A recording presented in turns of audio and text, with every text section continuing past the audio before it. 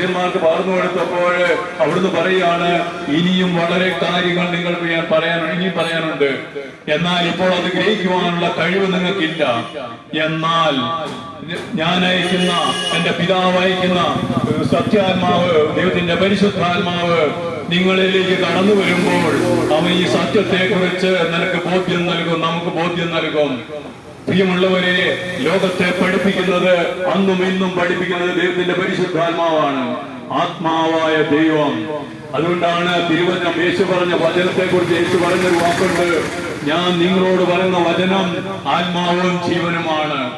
സ്നേഹമുള്ളവരെ, ആത്മാവും ജീവനുമായ വചനമായ യേശു ഇവിടെ മാംസം ധരിച്ച് ഈ ലോകത്തിൽ നമ്മളെ പോലെ ഒരുവനായി നമ്മുടെ ഒപ്പം ജീവിച്ചു. എന്തിനു വേണ്ടിയാണെന്നറിയോ? അത് നമ്മളെ ഈ പാവത്തിന്റെ അടിമത്തത്തിൽ ഏറ്റവും അടുത്തിട്ട് കിടക്കുന്നവനെ ഉയരങ്ങളിലേക്ക്